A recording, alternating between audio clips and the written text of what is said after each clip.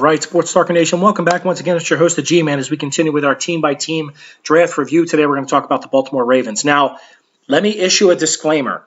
I am not a Ravens fan. Everyone knows at this point I'm an Eagles fan. However, I am a huge fan of Ozzie Newsome. I think he is a freaking genius when it comes to selecting talent. So the grade I give them may not match up with what I give another team. I'm the first to admit I'm human. I would crush another team for the second round reach that they did. I didn't mark the Ravens down as much because Ozzie Newsome knows what the hell he's doing, and you'll see why later in this draft. So they start off with Ronnie Stanley, the easy selection. They're afraid of Tunsil. Baltimore has had some issues recently with players. They don't want that kind of headache. They take Stanley. Stanley's going to be a bookend offensive tackle for 10 years. Excellent selection. The second round pick, this is their big reach to me. I don't understand it, and I'm the first to admit I only saw him play once all year, and he didn't impress me. Kamala Correa, the outside linebacker, my guess is they have a certain role envisioned for him where he's an outside speed rusher, but I did not like that selection. But again, you're Ozzie Newsome. You get a little bit of leeway in my world.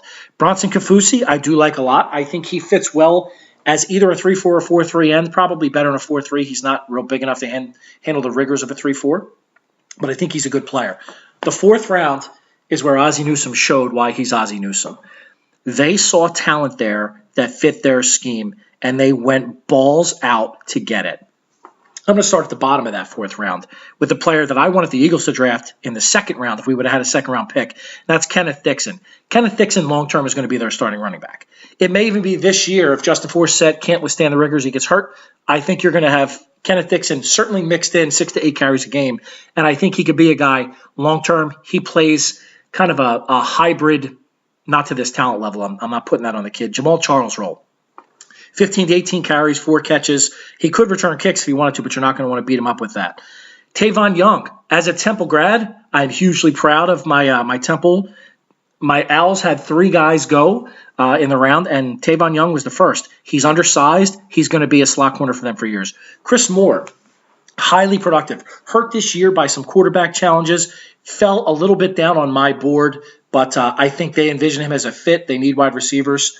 Alex Lewis, offensive tackle, again, can never have too many big guys, so he and Willie Henry, defensive tackle. I mean, these guys had 6 picks in the second round, or in the fourth round, rather. That's insane. They saw the talent was there. They went after it. You got to appreciate that. Even if you don't agree with the players they selected, Ozzie Newsome knows more than I do. He knows more than you do.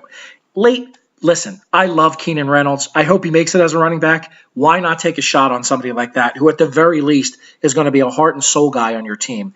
Took Maurice Canaday, not too much to like there. I don't like Matt Judon either.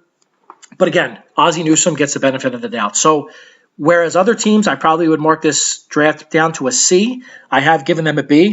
I think Ken Dixon is the steal of that draft. I think Correa is the reach of that draft, but only time will tell. They always say you have to wait 3 to 5 years, but where the hell is the fun in that? Everyone wants to analyze drafts immediately. So with your 2016 NFL team-by-team review of the Baltimore Ravens, I'm your host, the G-Man, and I am out.